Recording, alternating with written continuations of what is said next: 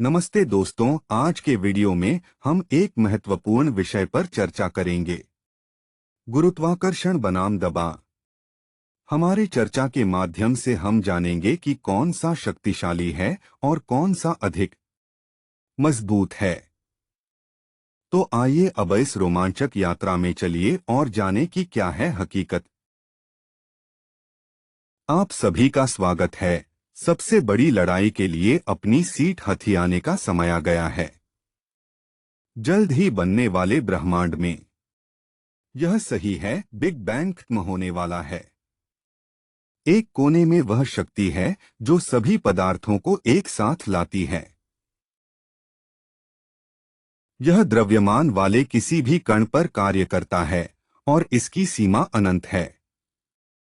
इसे गुरुत्वाकर्षण के लिए छोड़ दो, दूसरे कोने में हमारा दावेदार मामले को दूर धकेल सकता है। शानदार ताकत के साथ जब हालात कठिन हो जाते हैं तो यह लड़ाकू और भी कठिन हो जाता है।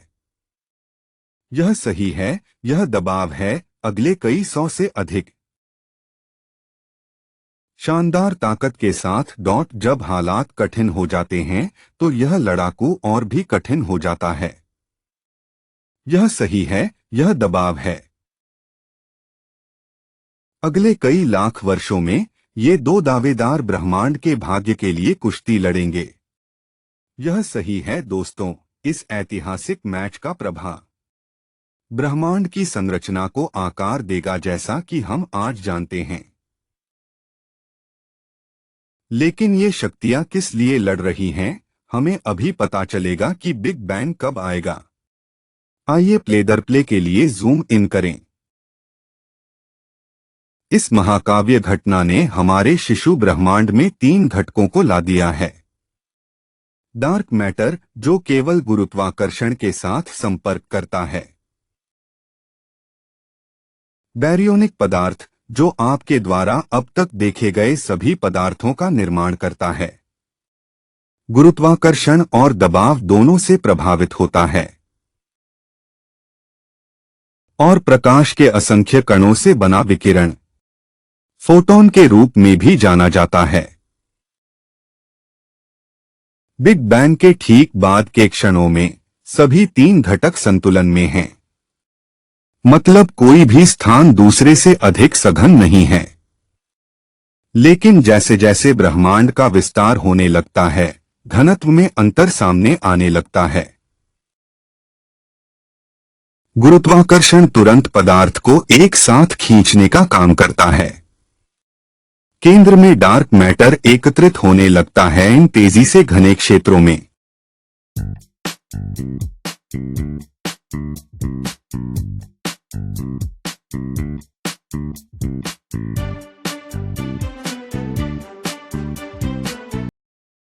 भविष्य की आकाशगंगाओं की नींव बनाना।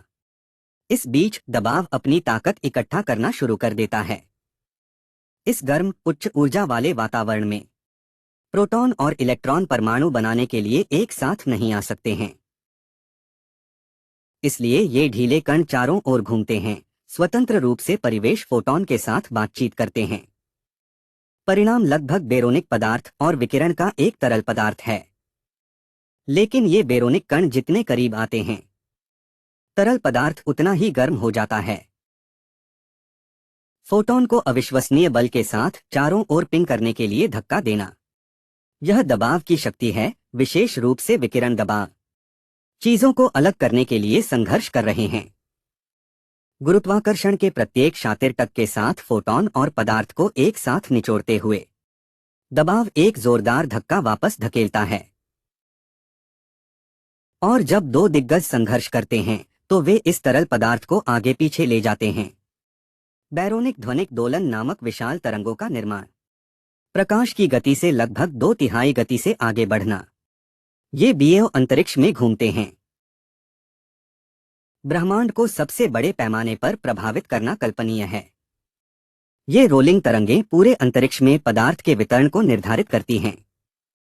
मतलब कि आज इस लड़ाई के शुरू होने के लगभग 14 अरब साल बाद हम आकाशगंगाओं को उनकी चोटियों पर खोजने की अधिक संभावना रखते हैं। और उनके गर्त में खाली जगह। और यह सब नहीं है।